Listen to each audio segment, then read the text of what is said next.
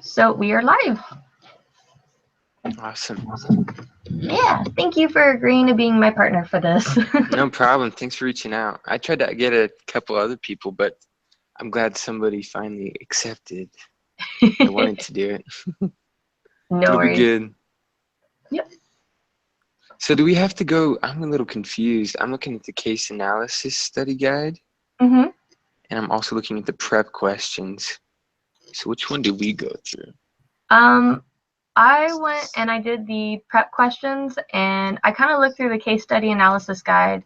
Okay. And those ones I think just kind of help you better understand what the problem of the case is, as well as kind of like what are the different things you need to be looking out for. That way, when you're trying to work on it, you can figure out what the main issue is and how to go about solving it. Okay. Yeah, that's what I did too. I went through the prep questions. I've been going through the case analysis study guide, and so yeah, I'm ready. I'm ready to talk about this. It was super interesting. Yeah. All right. So then let's see. I have my questions over here for just the prep assignment. Okay. So what do you think about Osher's process for identifying opportunities and building companies? Would you want to go for it? Yeah, let's do it. I thought it was very impressive. Just even since he was a kid and teenager and in college and everything, he was looking for trends. He was looking for what was popular, and he took those opportunities and made businesses out of them. I kind of wish I was like that too. Yeah, I thought that was really cool. I know I've always liked doing little crafts, but never anything to that scale or to that level that Osher was doing. When I was reading his case, I was surprised. He was able to do a lot while he was in college and a little bit beforehand. And I really thought the idea that he went for in being able to find opportunities, just besides having like I think a knack for it, would probably be not only putting himself in the customer's shoes or potential customer shoes, I should say, but he would just kind of go about and observe people in a sense, if that makes any sense. He would kind of watch what they're doing, seeing what jobs they may be trying to accomplish, and then try and create something new out of it. Mm-hmm. And just continual learning is kind of what I got from it. Every new little endeavor he tried, he was able to figure out what worked well and what didn't. That way, for the next opportunity that came around, he was able to kind of just go and use what he had learned beforehand and just kind of use that to make the next project work better. Mm-hmm. Yeah, I would love to talk with him to talk about his other ideas that he never actually tried, because I'm sure he's just constantly thinking of new things to work on and new businesses to start up. Very impressive. Oh, yeah. I was really impressed with his resume and early background. Yeah, seriously. Okay, so next question. Who is John Osher and how does he come up with his ideas? Okay, so I just said he's an entrepreneur. He got a degree in psychology, which I thought was interesting. Mm-hmm. I feel like he did use it to a certain extent because I'm not exactly sure like what kind of psychology he studied, but just in general, he had an idea of how people thought. I guess how the human mind works, which definitely helps when trying to come up with a product that people want to buy. And yeah, he sounds like he's a very observant person, always wanting to do that next big thing, always wanting to come up with businesses. Nice. Yeah, mine was basically very similar to that. I didn't put in that he had the bachelor in psychology just because I figured, not too sure if that's where we were going. I just put, of course, co-founder and CEO of Dr. John's Products. Okay, but you just kind of said what I was going to say, but most of it, I think, was for coming up with his own ideas. You said he had his degree in psychology, and I think a lot of times when you understand how human behavior works, it makes it easier for an entrepreneur, in a sense, to be able to kind of figure out, okay, what are people more likely going to do or going to think about certain things. So I think his degree in psychology actually helped him in being an entrepreneur because he was able to have a better idea of how to read people. Mm-hmm. Yeah, absolutely. I agree. So yeah, I think that question's kind of good. I'm sorry, I know we're supposed to talk for about an hour, but it's kind of hard because there's only two. I know. I agree. Yeah, let's just keep on going, see what happens. Okay, cool. So then next question that we have is, it's basically a two-per again. Is spin brush a good idea? And how does John evaluate his opportunities? Okay, yes, I do think it's a very good idea. He used the spin pop idea that he came up with, that he endorsed and built a company around it. And he took that and he figured instead of giving people cavities with the lollipops, he could help them out with a toothbrush, I guess. And he noticed that he found a niche in the electric toothbrush market. He realized that all the other toothbrushes were very, very expensive. And so if he could figure out a way to create a toothbrush for $5 or $6, then he would definitely create a successful business. All right, excellent. I fully agree that the spin brush is actually really a good idea.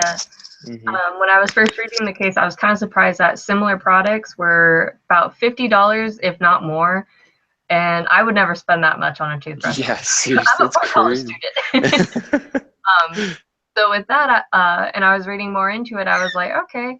But the spin brush is actually a really good idea. I like the fact that not only did it have a stable market, because toothbrushes have been around for almost forever to a degree, Mm-hmm.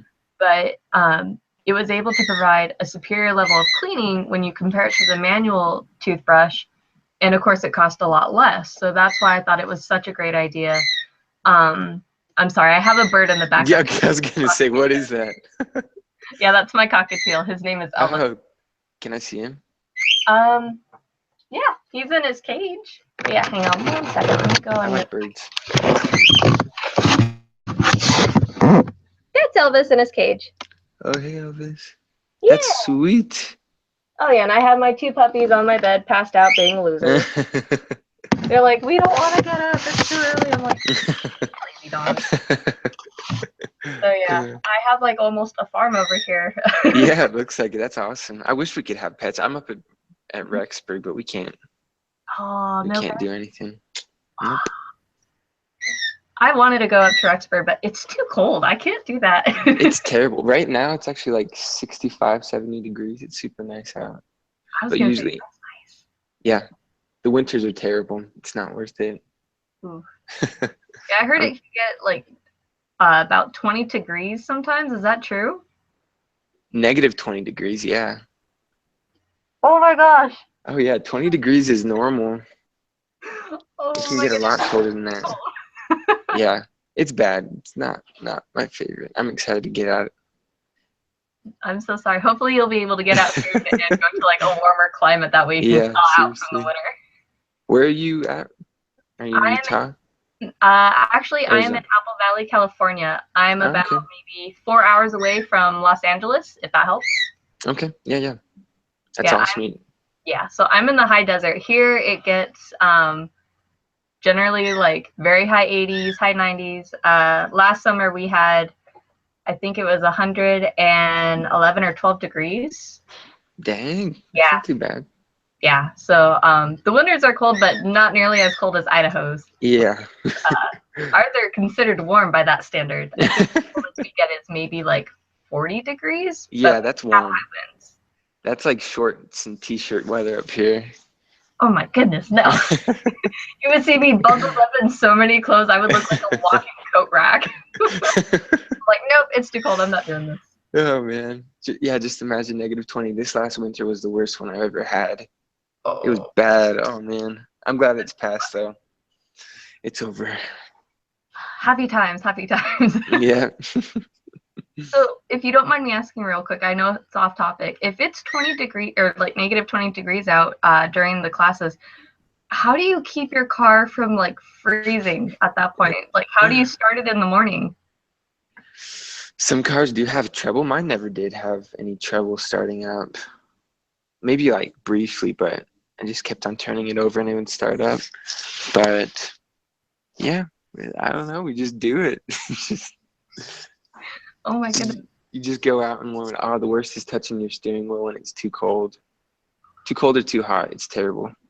Ooh. Yeah, that sounds fun. I would probably just like stay in my room and just like be bundled in a bunch of blankets and have 10 heaters. And I would just like commute online to class. I would have someone take my laptop and I would like do a video camera like, hi, I'm here. It's too cold, I'm not going outside. Yeah, actually they had to cancel classes a couple times. Oh, And really? this one time the power went out in Olive Rexburg, so nobody had heat or anything one night. It's like everybody was freaking out and getting bundled up and stuff. It was interesting. I'm so sorry. That's like a war Hey, story. it's okay. It turned out all right. The power came on at like 3 a.m., so everybody was good. Nobody died. That's good. Okay. Oh my goodness. I'm in shock though of how cold it can get in Idaho. I'm not to sound rude, I'm kind of happy I'm here and I'm going to school online. It's all good. You can rub it in. I'm so sorry. You guys are like troopers though. You should return home with like a Medal of Honor for surviving. Hey, if you want to give me one, I'll take it. Yeah, oh my goodness. The summer is amazing. Summer's perfect.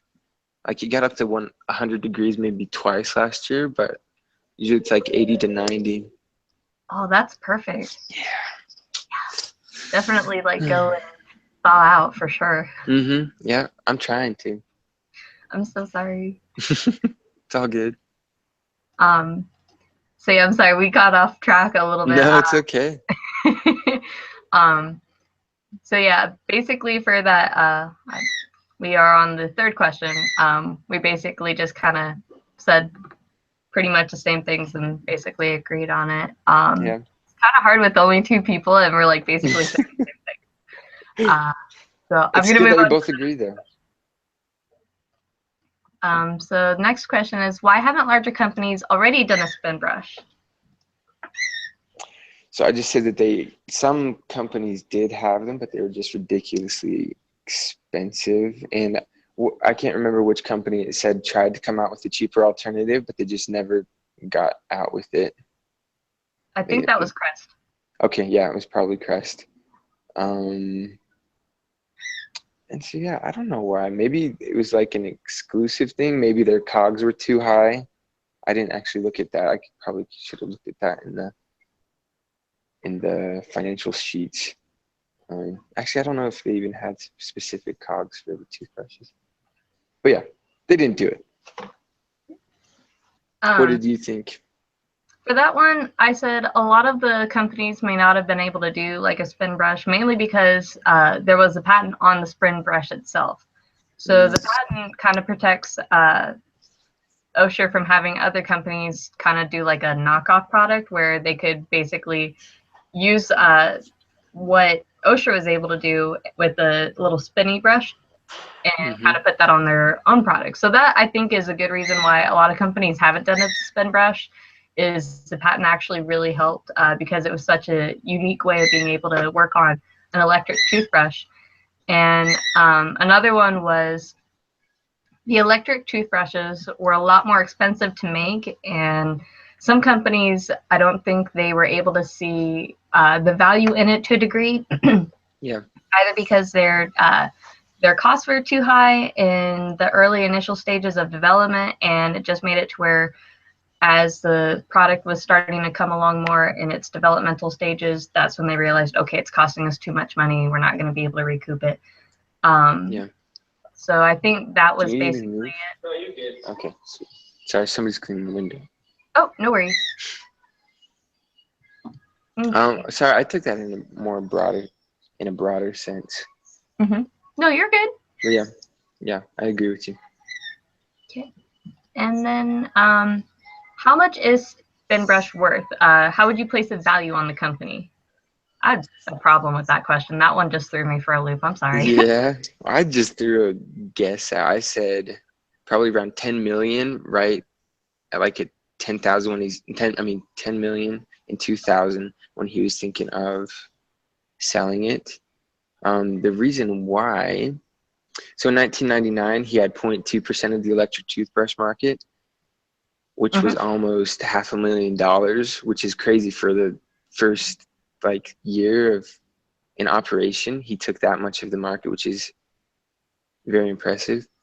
And then by 2000, he was selling 6,000 a day, which was just crazy too. So I did a very conservative calculation of all the weekdays of a year, which is 260, and I came to about 1.5 million in sales for a year. And then I took an average of 5.5 per toothbrush, multiplied by the total units in the year to get around 8.6 million in sales. Oh, wow. Yeah, in revenue. And then, yeah, I just threw an extra 1.4 million on there because it's going to grow. Oh, yeah. He found the niche and there's no competition. So, yeah, I said 10 million. I don't know. What did you say? In all honesty, I did mine a little bit different. I don't know if I quite did mine right. For mine, I assume the revenue for a year was, they're selling about 6,000 toothbrushes a day. I went for more of a higher amount. So instead of the conservative $5, I did the sales price just for $6. And I multiplied that by 365 days in the year. And that's probably why I may be off. But so the assumed revenue for the year for selling those was $13,140,000. So when I was totally looking see that. I could see it too just a little bit, but I'm not quite sure if I was right in that calculation. But I just know that there were, I think, people at least buying one a day per week. And most of the toothbrush sales were typically about maybe, I want to say like once per week, maybe per store. So there was like a huge difference. So that's why I kind of did the 365 days. I'll find out later if I'm like way off my marker. I might be. When I was looking at the financial part for like the statements for the different companies, there weren't that many that had the triple or the double digits for the millions. There was, I think, maybe one, and I don't remember which one it was. So I'm like, not sure if I did that right. I probably did. So I kind of went off of that. So I'd say about maybe 13 million. We're going to go there for the high end.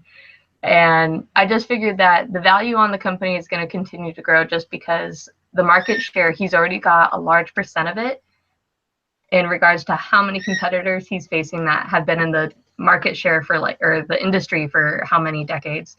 And his new product is really taking off. I think over time, if he's able to go and bring out more products that go with it, it'll do even better. And he can kind of have his own little like specialized brand for high-end products that are available for like low income families and everything, just regular everyday people. So that's kind of where I went on that. I also thought for the value on the company, and I don't know if this is where I went wrong on that answer again. But, I was kind of vague on that. It threw me off. But I know some of the higher end electric toothbrushes, they required you to get like replacement heads every, I think, 3 to 4 months. And I don't remember if those had the cost per replacement head. But I figure if you take into account that the spin brush doesn't have a replacement head, and it's for $6, where the other competitors' electric toothbrushes are $50 like per toothbrush. The value that is for the customer is, I think, what makes the company so valuable, because not many people want to spend $50 on a toothbrush and then 3 or 4 months later have to go and buy a replacement head, where you can just spend $6 and you're good. So absolutely. So yeah, I think that's a good estimate. So 10 to 13 million. I like it. Yeah, we're good. We're like right at that ballpark. Yeah, for sure. Okay. So next question is, what should John do? So I said he should definitely license with Procter and Gamble. At first, I thought he should wait a little bit. He should wait a year or two just to see how the company does on its own. Mhm. Come out with additional products, like you were saying, to get the most for, the biggest bang for his buck. Because the value of the company would definitely go up in that period of time. But then I thought about it, and I thought, I feel like he's not in it for the money. I don't know, in the money per se, because he's been just creating businesses all his life, and he's looking for new things. So I feel like if he did license with Procter and Gamble, the sales would still go up. He would still see the business grow, and yeah, he would still have ownership in the company or something like that. So I think it would be a good move for him to just license right now. Oh yeah, I fully agree with that. My thoughts on that were I wouldn't sell the company by any means, just mainly because Osher's company, it's not doing bad financially. It's actually doing really good, and it doesn't have an outrageous debt. It's got a pretty solid hold on the market share right now, and with time, I imagine it's going to be growing a bit more.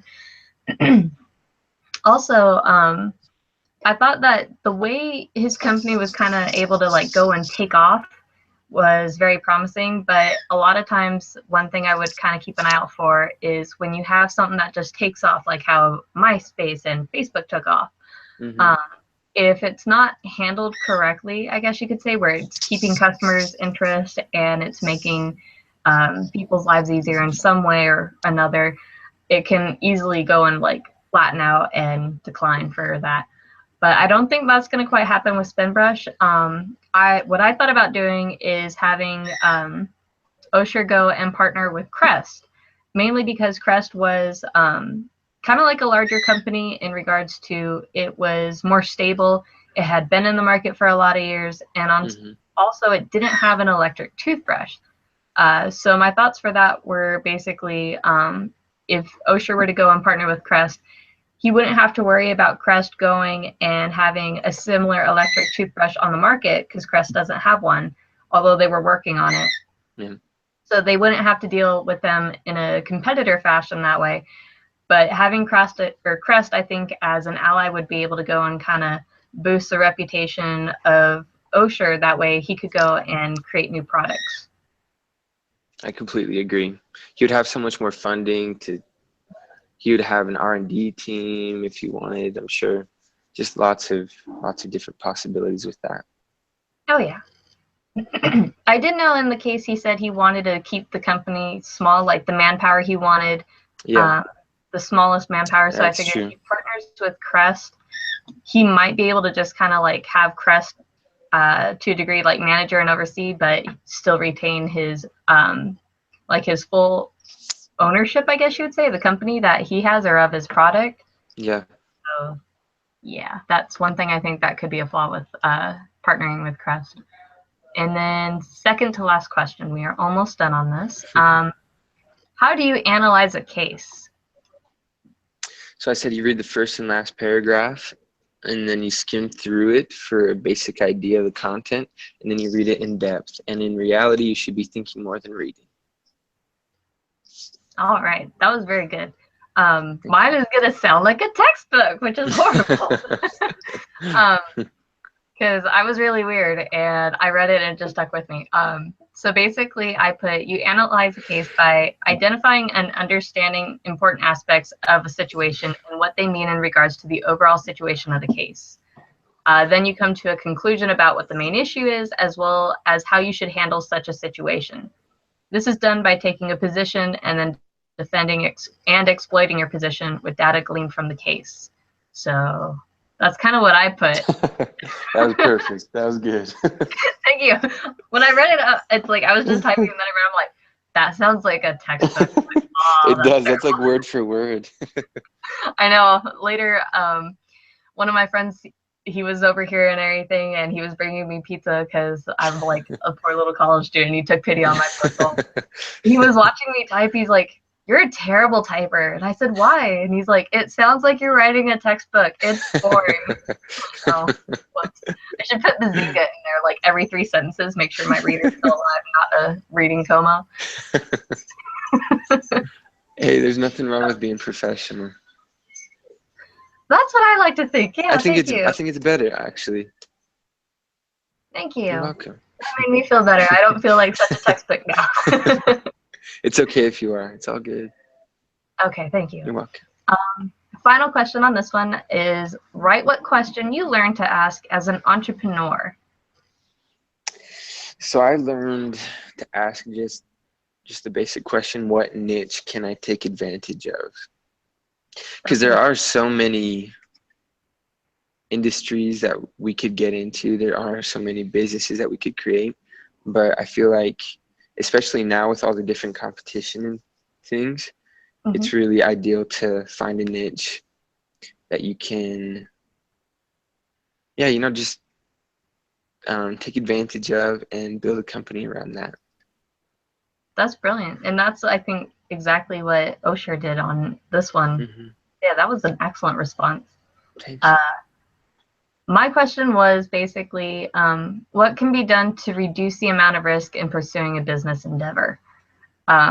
And I went with that mainly because my brilliant, crazy idea of what I was thinking of doing after graduating and after being able to like find, a job and gain like managerial experience was I wanted to go and manufacture caskets like a crazy person. Caskins? Yes.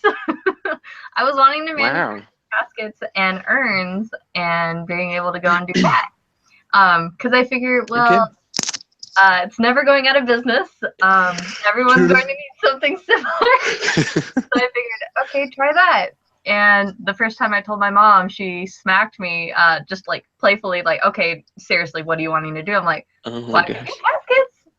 Like, I can make one for under $100 if you want. I can make it for probably, I think, like $50 from a hardware store, and then sell it for like $100. Say, hey, it is all natural. It's from all natural wood. Or if you want to get fancy and use the steel, then I'd be like, okay, go and spend, I think maybe like $500 to $1,000 on the materials and everything, and then you could sell it for like $5,000, even more. Why don't you do that? Why haven't you done that? A lot of it would be I don't have enough capital to go and invest, and I want to have more experience as a manager on being able to kind of learn how to run a business and deal with like different situations that would occur. Yeah. That way I would have a better understanding of how to not run my business into the ground. That way I don't get buried in my product, because that would suck. So that's kind of what I wanted to do first, was gain more experience as a manager and then go and like raise capital and then go and be able to do that. So that was originally what I was wanting to do. I'm leaning for something. That's so awesome.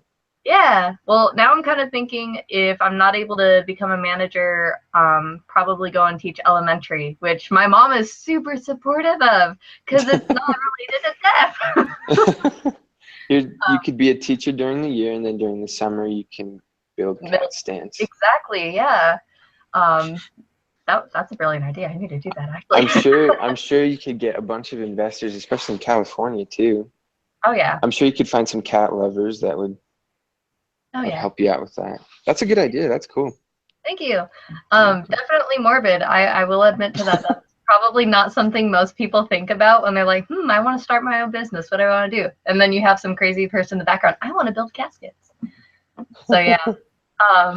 But I figured the question that I came about is so big to a degree, only because everyone's going to have an idea regardless of whatever market, whether it's new or it's been around for forever.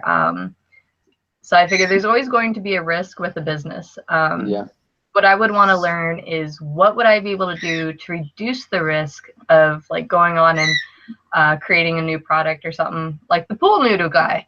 He's walking around with probably millions of dollars, all because he found out the foam is buoyant and it's floating and it prevents people from dying. And now he's walking around with a bunch of pool noodles everywhere. But I'm still sure there was a level of risk going into that business. Definitely. Okay, now you're gonna squawk. Okay. It's a lose-lose situation with him, unfortunately. I'm sorry. It's all good. But yeah, so just kind of figuring out what we can do to go and reduce the risk, whether it's finding different investors or trying different materials or products. So yeah. That's awesome. That's a good question to think of. Definitely. Very important. Thank you. You're welcome. So yeah, and thank you for dealing with my random insanity and my crazy.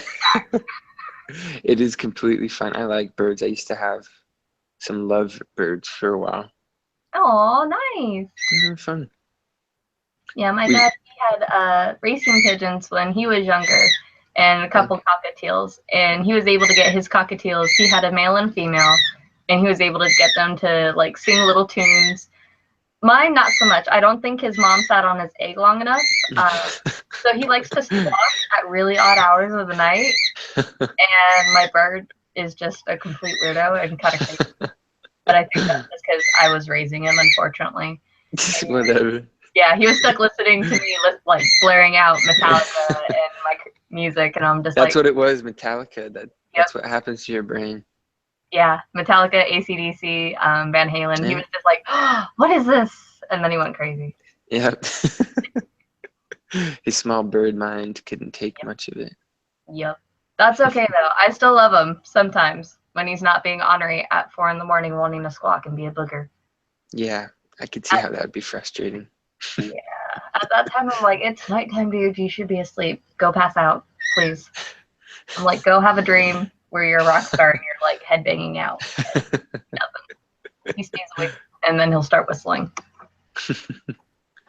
Yeah, I don't know if I could do that. Ugh. But I'm glad you can. Good for you. Oh, I don't do it. I probably a lot of times is I'll get little earphones and I'll plug them in, and that way it just blocks out the sound of him being crazy. Yeah, that's exactly what I would do too. Yeah.